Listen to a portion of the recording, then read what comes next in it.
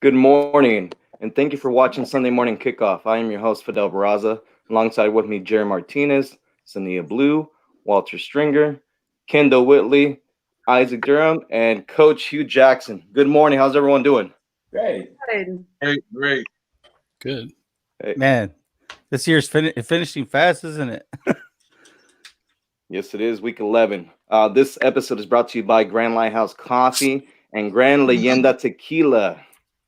All right, guys, let's get started. Busy week. What stood out to you guys the most in week 10? Start off with Jerry. Whoa, man. Okay, there's so much. I mean, when I look at the big picture, it's just one of those things where we see some teams that they look strong, they have good quarterbacks. Their teams have been able to stay healthy, but when you look at it, I came away with three questions. So when I look at it, it's just inconsistency, or because I'm referring to all the close games. I mean, when you actually look at the scoreboard, all these came down to the wire. Every single one of these games. So when those three questions that I have now is, okay, is it COVID related? Maybe players' minds are not all there. That could be one.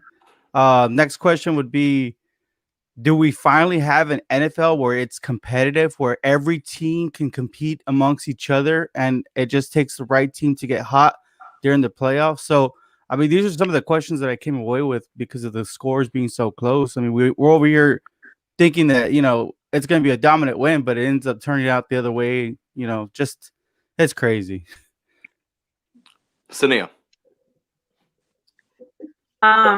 Jerry's absolutely right. It's crazy, and seeing how the are going to be, that's going to be one of the most interesting playoff series that we've had, I think, in the history of the league, just with everything that has gone on. But the game that definitely stood out to me was the Ravens versus the Patriots. Damian Harris was the star of that game. He was incredible with his manpower, and he racked up 121 rushing yards. The Patriots defense did its thing, especially in the fourth quarter. It was good to see my friend Therese Hall starting at linebacker again. And don't get me wrong, the Ravens were definitely not punking this game. They for sure naturally played what they were supposed to do. But Lamar Jackson is still leading this team in rushing yards. Wow. The Ravens need a solid running back besides their quarterback. I mean, Gus Edwards, he helped Jackson out with his 42 yards, but for the most part, the Ravens are being led on the ground game by Lamar Jackson. I don't think that's going to be a smart and strategic way of going about that in the going about the run game, going about rushing, and going about trying to get down the field with your legs. That's not going to be smart in the playoffs, just based on how teams are holding up right now. Yeah, and they'll get some help today as Mark Ingram returns for the Ravens. Walter. Yeah. What stood out to me the most last week was actually a team that's not a playoff team right now, but Washington. I was able to see firsthand last week when they played my Lions exactly how tough and how hard Washington actually plays. They're a 2-win team. Of course, you are what your record says you are, but that team is 2-7 because of lack of talent in certain areas. They still play hard. They got some solid core groups out there, and I think moving forward, those fans there are going to be happy with what they put together there in Washington. Yeah, and Alex Smith looks like a front runner for comeback player of the year so far. Kendall.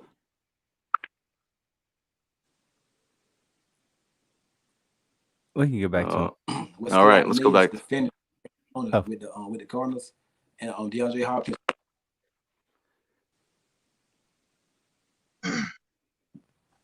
All right, we'll come back to Kendall. Some technical difficulties. We do apologize. Coach. Yeah, the biggest thing for me was the Vikings and the Bears. Watching the Vikings win 3 in a row. They're going to be a team, I think, that's going to be there in the end. And obviously watching the Bears lose their 4th in a row or 5th in a row, whichever one it was. That was difficult because, the Bears started hot, and now all of a sudden they can't find themselves. They can't find their offense. Still really good on defense. And that division is going to, play itself out here. I think everybody thinks the Pack has it locked up, but look out for the Vikings. And Kirk. Yeah, go ahead, Sam. That was one of the most frustrating games I've had to sit through with on the defense. Literally, I tweeted this out, and I know Jerry. I think you picked the Bears to win this game, and you're like, yeah, for Sania, and I wish it was for me too. I wish, but that defense was absolutely on top of their game for the majority of the game. But the offense, well, I don't know what we need to do. I wish somebody would comment and maybe have the secret sauce to figure out what we need to do. We need to do it quickly. It's every week, every single week. But it's unfortunate, right? Because David Montgomery is a good running back, but man, he cannot do nothing. I mean, as soon as he gets the ball, I mean, he's getting tackled behind the line of scrimmage. I mean, that, and I don't think that they're using Allen Robinson well. Yeah. Well, he's probably gone after this season too. Yeah.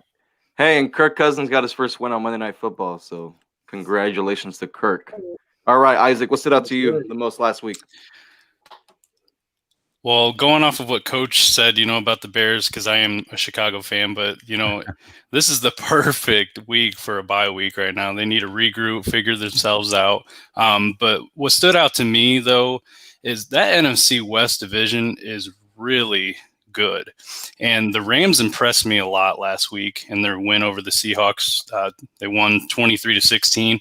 But that defense is just stepping up, and I think that they're one of the most underrated defenses in the league right now. Jalen Ramsey held DK Metcalf to just 2 receptions for 28 yards, and the team had 6 sacks as a team. But Aaron Donald didn't even have a sack. Leonard Floyd had 3 sacks himself. So, look out for the Rams. It's an exciting division. The Cardinals and Seahawks are obviously good as well. Yeah, my biggest surprise was the Ravens. The Ravens not beating the New England Patriots, and maybe weather did have something to do with it, but I think coaching had some part of that as well. So, look, don't look now, but the Patriots look kind of alive, and they have a big game against the Texans today. So we'll see what happens with that. All right, quick recap of the Cardinals and Seahawks game this past Thursday. Cardinals actually lost this game at the end, 21-28. They go down to 6-4, and Seattle improves to 7-3. Kyler Murray was 29-42 for 269 with 2 touchdowns, and Wilson was 23-28, 197 yards and 2 touchdowns. So that division is very competitive, and the Rams have a huge game on Monday Night Football, and we'll get to that here in a bit. All right, Week 11. We know we got some injuries. We know we got some COVID situations. So let's check in with Sania. Yes, definitely have some injuries. I would say, though, one of the healthiest teams, this actually goes back to Isaac's comment, one of the healthiest teams to watch out for right now is the Rams. The Rams are all of their active roster players have been cleared to play for today, so we'll see how they are against the Bucks. But let me go to the Eagles versus the Browns. So for the Eagles, Rudy Ford is out on a hamstring. For the Browns, Myles Garrett is on the COVID reserve list, so he's out. Linebacker Mac Wilson and Wyatt Teller are both questionable. We'll have to see. Those are definitely game time decisions. And then moving on to the Steelers and the Jaguars. The Steelers will not have 2 major running backs in Trey Edmonds, who's out on a hamstring, Jalen Samuels, who's out in the quad. They also won't have their linebacker, Jerome Elliott, who's out on illness, not COVID-related, but illness. Jaguars, they're going to be missing their tight end. They're going to be missing a wide receiver. And then they're also questionable for their quarterback, Sidney Jones, with his Achilles, and wide receiver, Colin Johnson. Also, they're planning to start their rookie quarterback again, because Gardner Minshew, he's questionable with his right thumb. Now for the Lions and the Panthers, Kenny Galladay and DeAndre Swift are both out. They're both out. You also are not going to have Christian McCaffrey. This time it's his shoulder. He's out. Dante Jackson is out with his toe, as well as John Miller. He's doubtful. Same for Teddy Bridgewater is questionable with his knee injury. We're going to definitely have to see how that one goes. I know that's definitely a big question mark and a big word for the Patriots or for the Panthers, though. For the Patriots and the Texans, They will not have Stephon Gilmore. Stephon Gilmore is looking like he could be playing, but he's more on the doubtful list.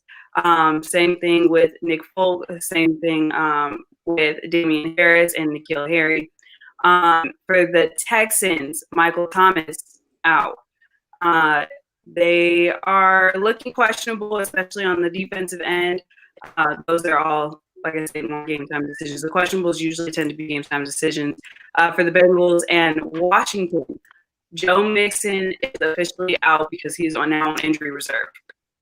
And then for Washington, Ryan Anderson and their defensive end, Ryan Anderson, and is definitely out with his knee injury. They're going to need some help on defense for sure for this one. They do have a few other outs, including Jared Norris, who is out on his hamstring. And for the Falcons and the Saints, the Falcons don't have any active roster injuries right now.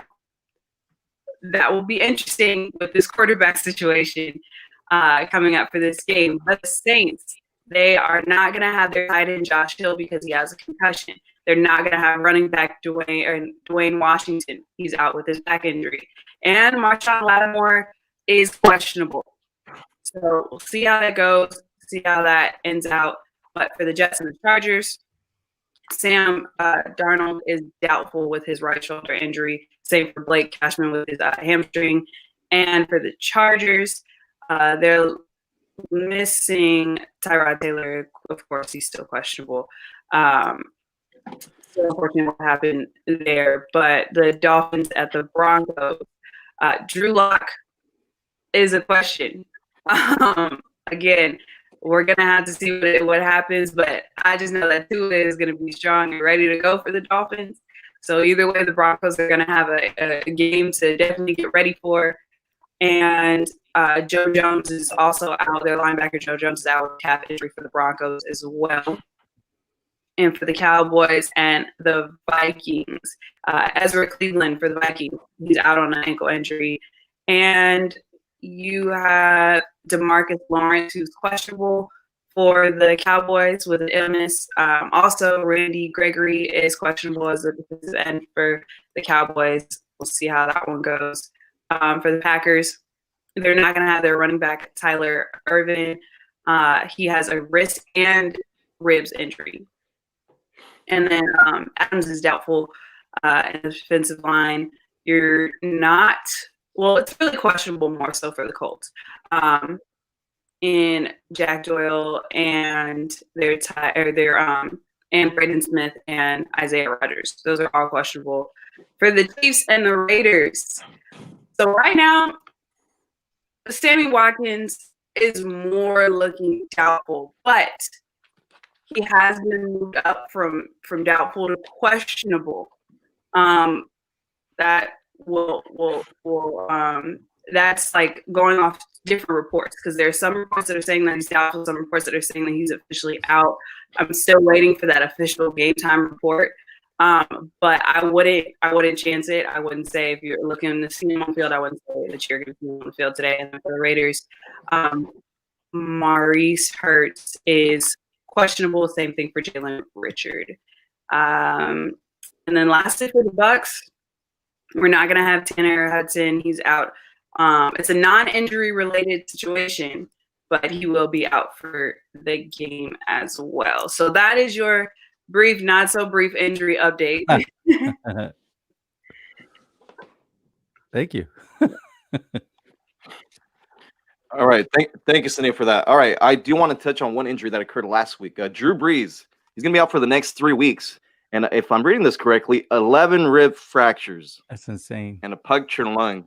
There's a lot of injuries. And apparently this happened the game against the Tampa Bay Buccaneers on Sunday night. And then it just got worse last week against the 49ers. So, throughout the whole week, even on our podcast, we talked about Jameis Winston being the starter for the Saints. So Drew Brees got back. But there was a surprise, I should say. Taysom Hill would be the starting quarterback now of the Saints today. And I was shocked by this. Coach, what do you think of the move? I thought just understanding and listening now that some information has come out, I understand the situation that Sean Payton was put in. when you think through it, they paid Tyson Hill to be their backup quarterback. And so they need to make sure. I mean, they got to make sure that the value is real, or is he just this quarterback, special guy that you put in the game and do trick things with and that? So they need to find out because they paid him like he's a backup quarterback. And I was even more taken back by that Jameis wasn't even, I mean, he didn't take any reps this week, is if I read that correctly. So, interesting room by Sean Payne, but he obviously knows his quarterbacks better than what we do. Walter, what did you think of the move? Yeah, I agree with Coach 100%. You paid the guy for a reason. It doesn't make sense to pay him that money in the offseason, and then when you have an emergency, you completely bypass him and you go to the emergency guy.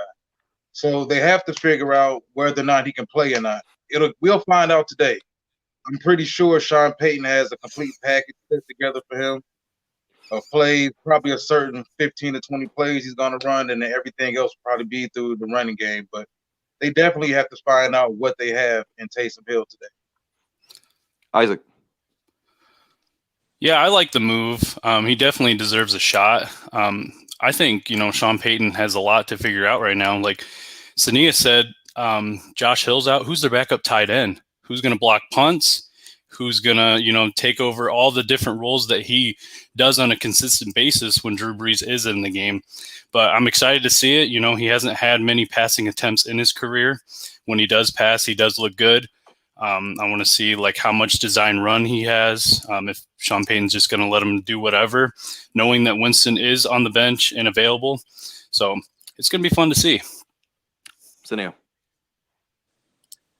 I think everybody actually has kind of brought up my points in terms of, one, I think this is going to be more of a run game performance that we've seen from the Saints. I'm not sure how awesome this passing game is going to be. But I do have a question specifically for Coach, but I'm naturally open to anyone.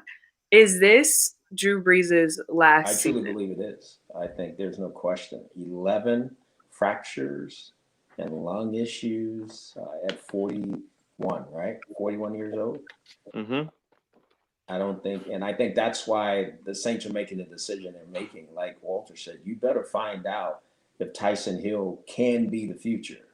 Jameis Winston can play quarterback, but he hasn't been in their system. Tyson Hill has, and you paid him that way. So you better make sure of who you have, because I think this is it for Drew Brees. Yeah, I would definitely agree with that. And prior to this injury, Drew Brees was looking to have a few more, maybe another season, another 2, but that completely changes the whole Saints franchise. Yes.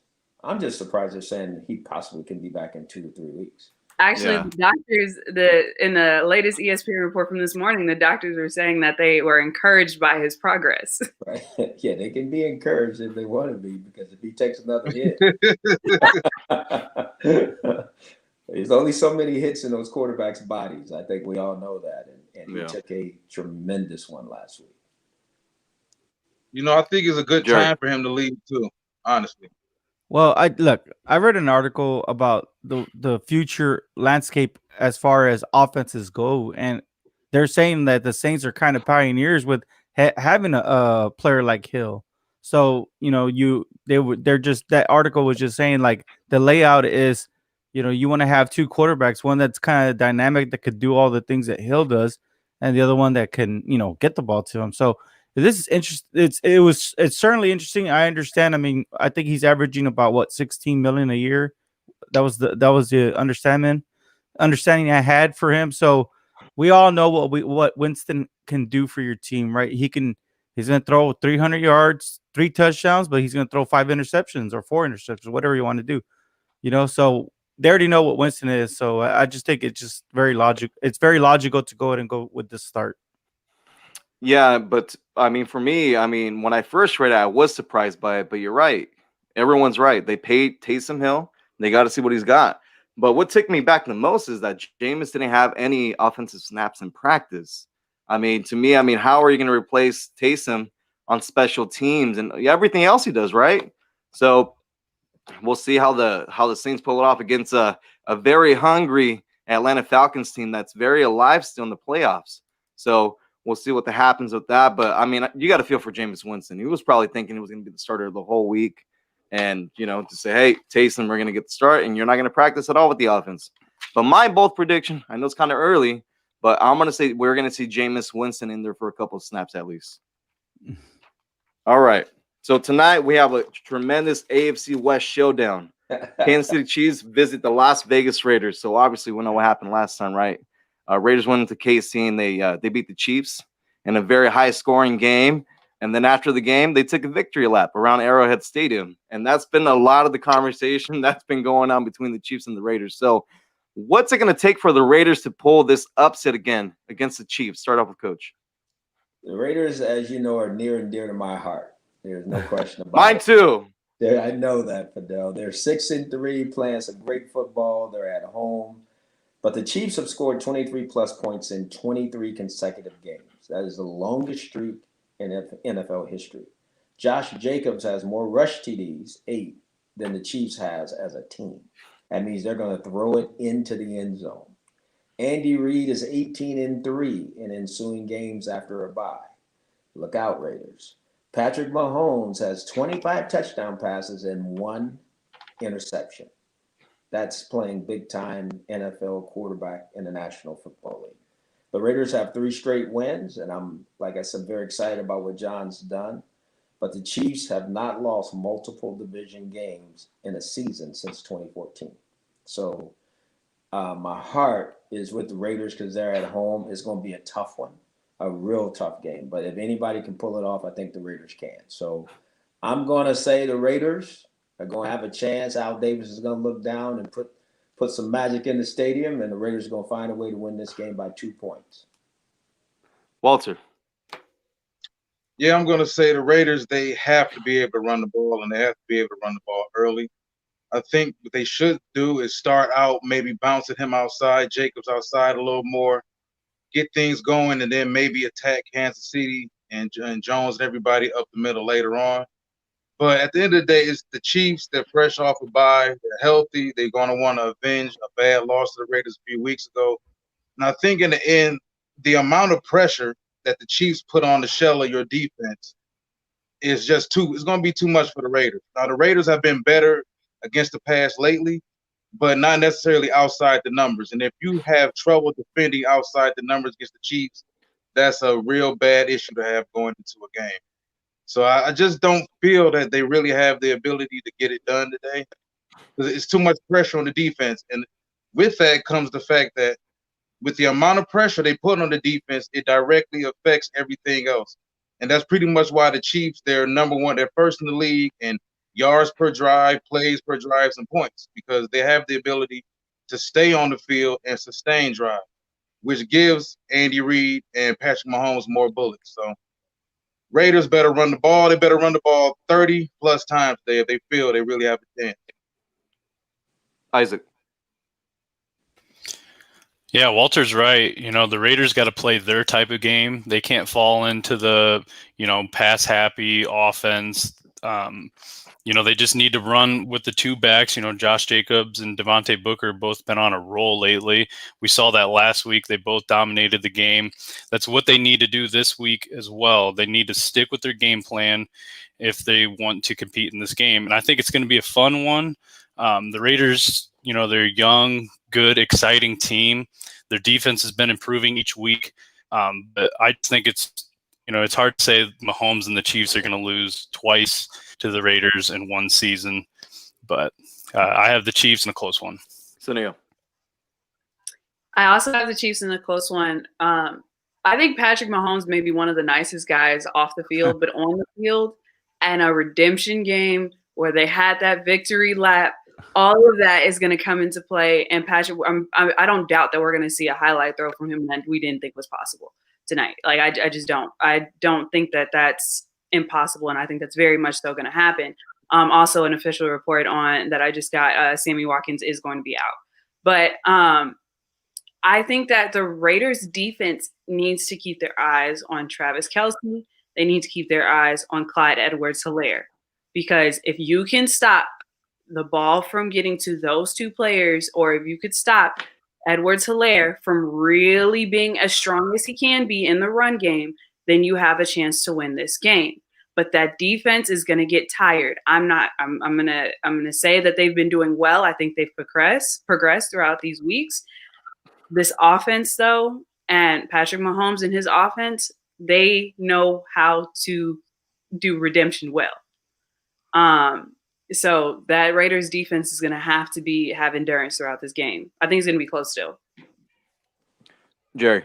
Man, I mean, I'm going to give credit where credit is due. The Raiders have been playing some good ball lately, but I mean, there's a couple of things that look, the Chiefs are going to win, and this is how I feel towards things. You know, what's going on with the Raiders organization? Why can't they get this COVID thing under control? I mean, this is insane. I understand that a lot of these players are getting cleared, but I mean, you know, as a team, somebody has to step up as a leader and say, "Hey, this is not how we're going to do things." You know, let's protect one in each other. Let's wear our mask. Let's follow these protocols. I mean, it's like almost every other week the Raiders are coming up with the whole freaking defense is on COVID list. So this is insane. And I mean, think about it, what it does to your psyche. And then, like you said, you want to throw more gasoline to the fire with the whole victory lap. I mean, like Sania said right now, Patrick Mahomes is ruthless. I mean, this game is going to be good. I think the Chiefs are going to come back, and this is going to be an actual AFC West statement game. Sorry, Raider fans. Hey, All right. You know what, though? I want to piggyback on what Sania said.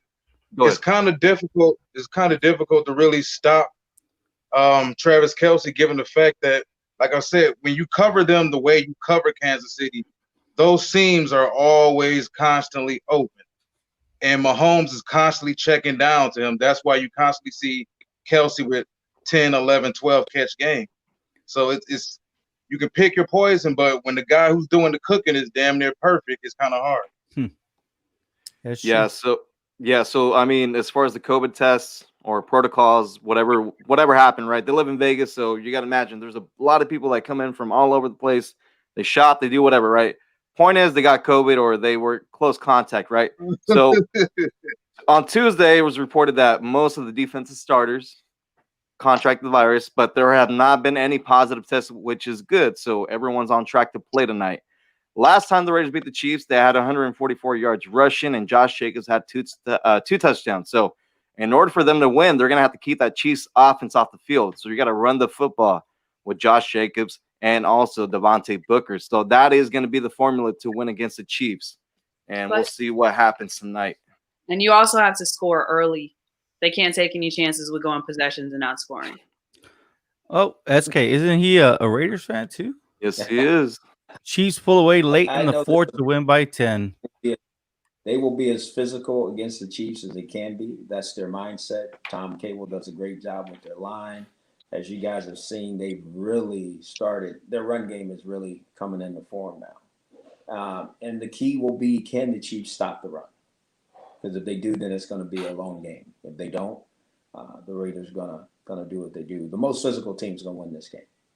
And the biggest difference between the Raiders of this year and the Raiders of the past is their struggles in the third quarter. They have actually flourished this year in the third quarter, and we'll see if that continues on tonight against Kansas City.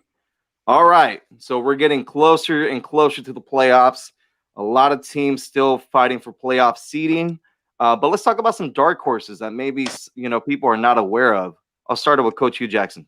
My dark horse team is going to be the Minnesota Vikings. They're going to find a way. They're on a 3-game winning streak. Dalvin Cook is on fire. Kirk Cousins finally won a Monday Night Football game. The young defense is starting to play better. There's a lot of confidence in that building right now. They're playing the Cowboys today, so they should be able to get another win. Oh, come on, Coach. Why you do that? They'll keep this thing cooking. But my team is the Vikings. No, yeah. Can I piggyback off of that really quick? Because I was definitely, even though I'm disappointed in how Monday ended, the Vikings are also my pick for this dark horse of the playoffs. Originally, it was the Panthers, but with Teddy Bridgewater being uncertain and with Christian McCaffrey being out again, but the Vikings and Dalvin Cook have done something magical where I remember when we were talking about this at the beginning of the season, we were all like, what is happening? What is Kirk Cousins doing? Is it's time maybe to transition out or anything like that? The Vikings have turned it around. And Jefferson, I'm excited to see what he does tonight playing against the Cowboys. Again, sorry. We already know what's going to happen, Sia. Yes, we do. Walter.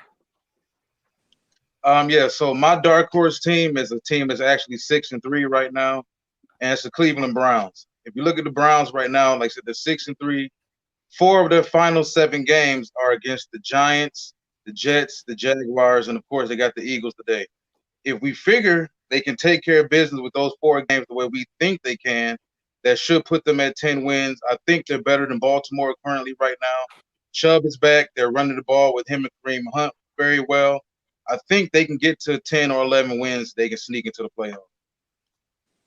Isaac. Well, I think in that AFC, it's real exciting. There's a lot of good teams. I think the Raiders will make it in. The Dolphins will make it in. I have the Browns, Titans, and Patriots out. Sorry, Kendall. But my dark horse team right now is the Giants. Someone's got to win the NFC East division.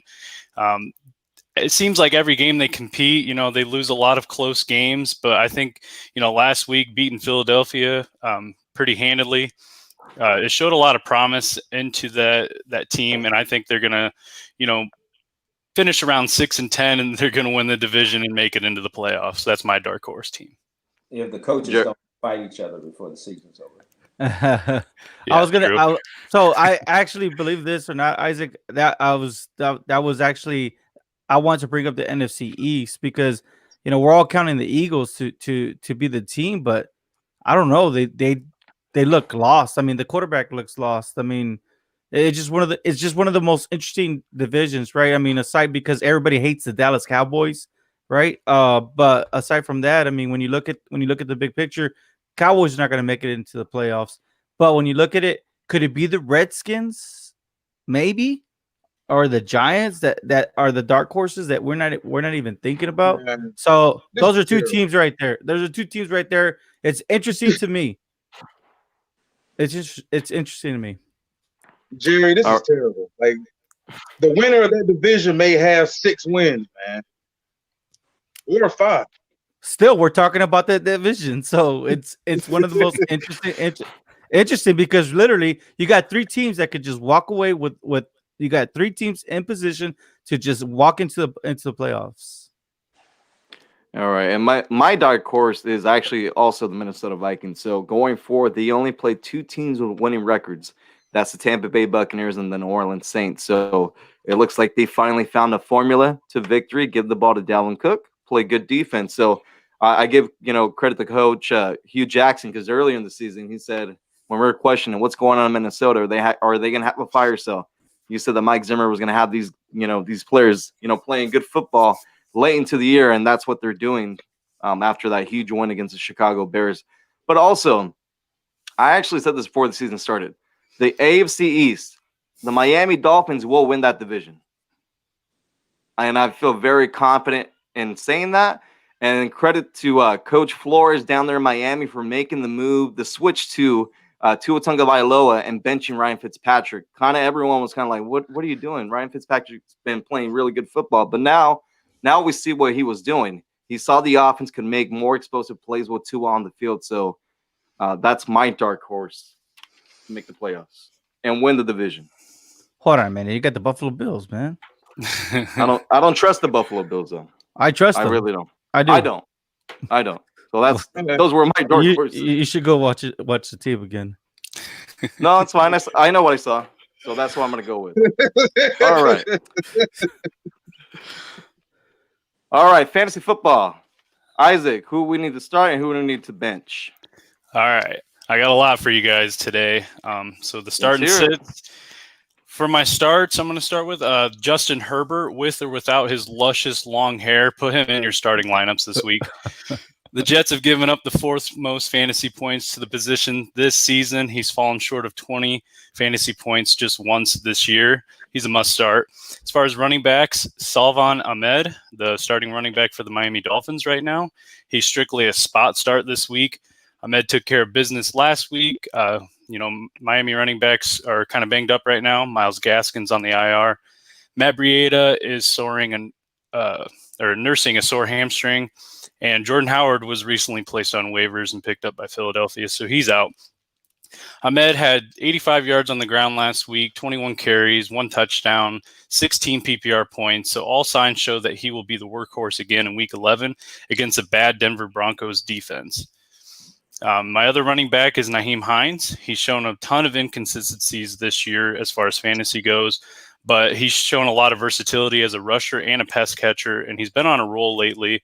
So he's a good, impressive RB2 in PPR leagues right now. And it helps that Jonathan Taylor, the highly anticipated rookie, has been slowly seeing less touches each week. So Hines should be a must start this week. As far as wide receivers, Keenan Allen should have a big game against the Jets. He's been a target machine this year. He's averaging around 9 targets per game, and he should see a lot of action this week. So put Allen and the rookie, even though he doesn't have that long hair anymore, into your lineups. Adam Thielen and Justin Jefferson should be penciled into the starting lineups for the Minnesota Vikings. They're coming off of 20-point performances each last week against a decent Bears defense, and they're taking on a Dallas secondary that has allowed the 5th most fantasy points to wide receivers this season. As far as tight ends go, Hayden Hurst looks good on paper. New Orleans has been a really good defense this year, but for some reason, they do not defend the tight end position well. And Marcus Lattimore is not going to play today. So as a team, the Saints have allowed 6 receiving touchdowns and the 6th most fantasy points to the tight end position. I'm putting Mark Andrews also in my starting lineup. He's coming off the best performance of his season. He tied his season high last week in targets with 9. He also set season highs in receptions with 7 and receiving yards with 61. So maybe it's time for Andrews to mold back into that 2019 form. As far as defenses go, I'm starting the Miami Dolphins defense against the Denver Broncos. Miami's defense has been on fire lately. It seems like that defense scores, each and every week. And fun fact, they forced a turnover, at least one turnover in every game this season. And the Broncos give up the most fantasy points to team defenses this season. I'm also putting the Chargers defense in my lineup. So if you need a defense, you're not sure if your defense is, a good matchup this week, pick up the Chargers defense. Rule of thumb, it doesn't hurt to start the defense playing the winless Jets. They won't play bad enough to lose the game. As far as my sits for the week, some of them are kind of surprising. I'm sitting Tom Brady this week against the Rams. If you haven't noticed by now, Brady does torch bad defenses, but he doesn't play well against top 10 defenses this year. He kind of struggles, and Los Angeles comes in hot after holding Russell Wilson to just 248 passing yards, 0 touchdowns, and 2 interceptions last week. So I'm sitting Brady. Running backs, I'm sitting Kareem Hunt against the Philadelphia Eagles. So it's hard to say someone is worth benching after posting around 16 PPR points from a week ago, but I'm keeping Hunt out of my lineup this week. Philadelphia has allowed the 5th fewest fantasy points to running backs. Nick Chubb is healthy. He's going to get the bulk of the carries. I know Hunt got a lot of carries last week, but it was more of like a running and defensive game. I think Hunt's going to go back to that pass-catching role, but I don't expect a lot out of him. The Eagles have allowed a combined 274 receiving yards from running backs this season, which is around 30 yards per game, and they haven't allowed a running back to receive a receiving touchdown at all this year. I'm sitting Antonio Brown against the Rams. He's just getting back to the field of the NFL game. He's coming off a decent performance last week, but I think Jalen Ramsey is going to line up across from him. I think he wants to, just shut him down. Jalen Ramsey's one of those guys that just loves going against, other players' stars. And I know they have Mike Evans, Chris Godwin, but I think he's looking forward to lining up against Brown. And Ramsey held DK Metcalf, like I said earlier in the show, to just 2 receptions for 28 yards last week. I'm sitting Robert Tonyan at the tight end position. Since week 4, Tonyan has caught no touchdown passes. He's averaging around 3.5 targets per game, 3 receptions per game, and about 35 receiving yards per game. So that equates to about 6.6 3.2 PPR points per game. So that's just not good enough. And yet he's still rostered in 47% of Yahoo leagues right now. So people do have him on their team. I just wouldn't start him against the Colts this week. The Colts, they have allowed the third fewest fantasy points to tight ends this year. So they're really good at defending the position. But speaking of that Colts defense, I am sitting them against the Green Bay Packers. Yes, the Colts defense has scored the most fantasy points among all defenses this season, but we're talking about the Green Bay Packers and Aaron Rodgers here. They're averaging 30.8 points per game, and Aaron Rodgers only thrown 3 interceptions. Aaron Jones is back to his healthy form, and I just think this is a bad matchup for that Colts defense, and I think the Packers are going to have their way. And that wraps it up for your Week 11 fantasy advice. All right, Isaac, thank you so much for that advice. All right, both predictions for Week 11. Start off with Jerry. Man, I wish I could say I'm very confident that the Jets are going to come away with a first win because of the struggles that the Chargers have closing out games. But I'm going to play it safe, but I'm still going to go bold. Give me the Washington Redskins over the Bengals. Sunil. I don't know about that. I'm going to say give me the Falcons over the Saints. And give me the this is video evidence. Give me the Titans. Yes, the Titans over the Ravens. Ooh. Isaac. My bold prediction is that the Atlanta Falcons will win their 3rd straight game by taking down the 7-2 New Orleans Saints today. That's bold. Walter. I'm just laughing at Kendall's comment. But Hey, he's on board with me, man. Times. that ain't happening. All right, so my bold prediction. Hold on. Well, how do you know it's not happening? They have one of the worst offensive lines in the entire NFL. 12 times though. 12 times is a lot. Didn't Maybe 5. they we're supposed to be bold, and didn't they come away with 8 the first week? In week 1. Things got better. I'm sorry. Go ahead, Walt. No, I was just telling them things got better. But yeah, my bold prediction, I got them to say the Rams will go into Tampa and win today, and Brady will throw 3+ interceptions. That's bold. Isaac, what about Jacoby Myers? I guess it's the last minute fantasy.